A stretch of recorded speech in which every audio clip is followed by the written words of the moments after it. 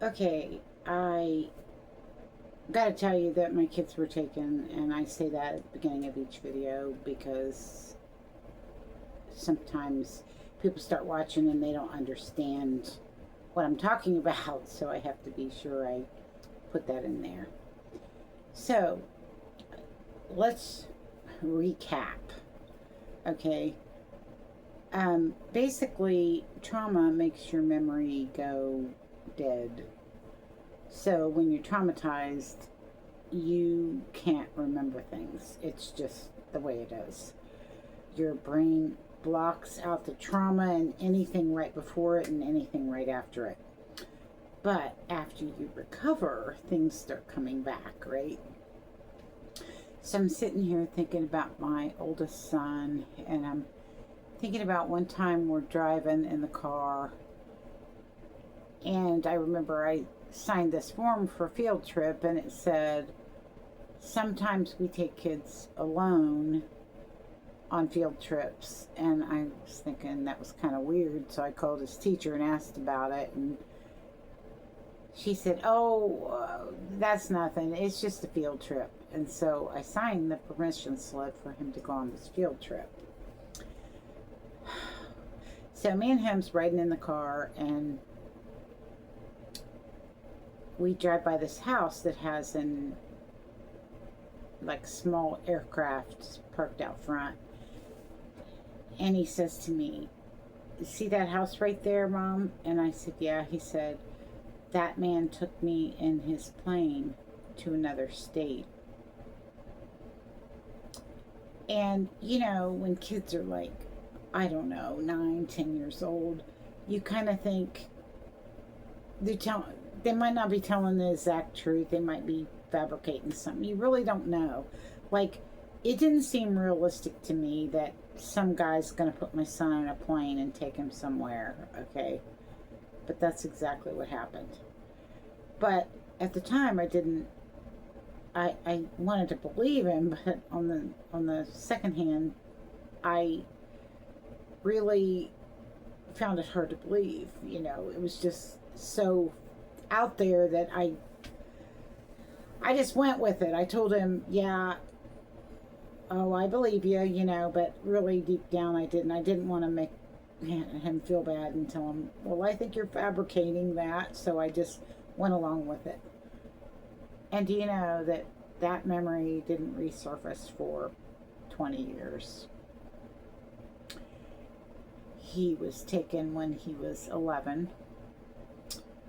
and Boy Scouts of America had something to do with it, and the little airplane, which I'm not really sure how that fits into the equation, but I remember the permission slip, and I remembered that talk that me and my son had in the car, and how he was telling me they took him to a basement and they had a pizza party, and then they're coming out with all this stuff about pizza, right? You know,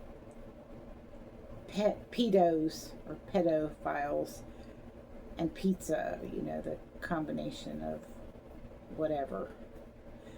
So, anyhow, that's one thing that happened. And then with my youngest son, um, something came back on that with. Um, I was thinking about how a year after he was missing, when he was 12, he was taken, maybe 11. And I was thinking about how how the year after he was taken, they started this school ID thing where the kids had to wear IDs and little clips on their shirts, you know, with their name and everything. And I think even a thumbprint or something, right? And then they also started like this thing, I don't know how long ago this started, but they make you, to pick up a child, you have to pick them up at the school, and you have to have a thing on your car from the school that says their name and the parent's name. They started that after my son came up missing. And I'm sitting there going, you know, someone is out of their mind to think that I'm just going to lay down and die until I figure things out. That's not what's going to happen. I haven't given up yet, and I won't give up, and I'll never give up, and nobody will get me to give up. I know for sure that my kids were taken, and there's no doubt in my mind the school was involved in both cases, because they even, and my younger son, he told me, Mom, there's this weird guy that keeps getting me out of class, playing chess with me and asking me a bunch of weird questions.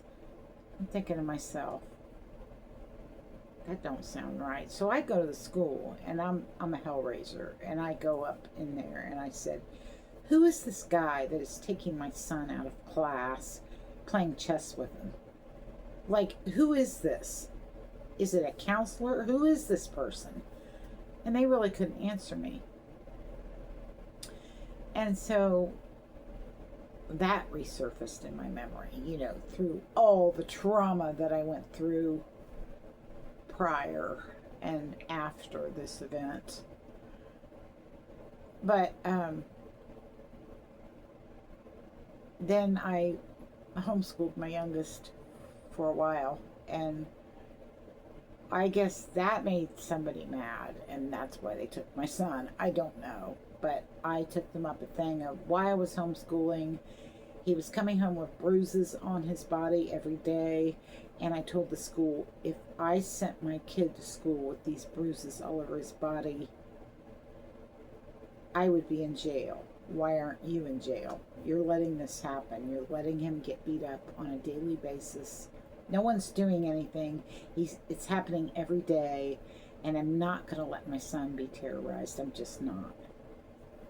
And so their solution was to remove him from me. And they did this whole thing where my ex-husband accused me of domestic violence, and they arrested me, which I made a video about. So after they took him, they traumatized me with that, with the arrest.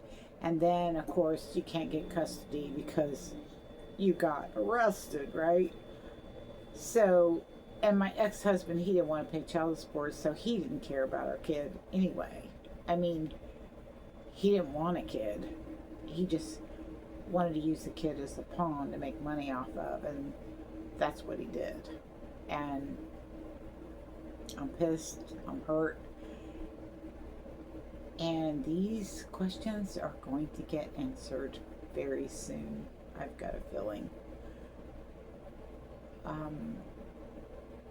Yeah, and there's family members that know what went on, and I'm just not sure how much they know, but I'm sure they know something. With that, I will close, and to anyone missing children, always remember, trauma comes before they do something, and trauma comes after. Like right now, I'm being traumatized again. They're sending me emails that make no sense, saying they're gonna charge money for this apartment for a deposit when I moved in a year ago, and they're gonna put it on a card, and they don't tell me what card or how much they're taking. And then another one saying I need to update my pet record, and I'm like, okay, this makes no sense. So everything's just haywire, and they're throwing a bunch of stuff at me right now, traumatizing me because they're up to something, and I'm starting to get the clue before whatever happens. I may have been a little naive when I was younger, but it certainly isn't my story today. God bless, and anyone watching, thank you.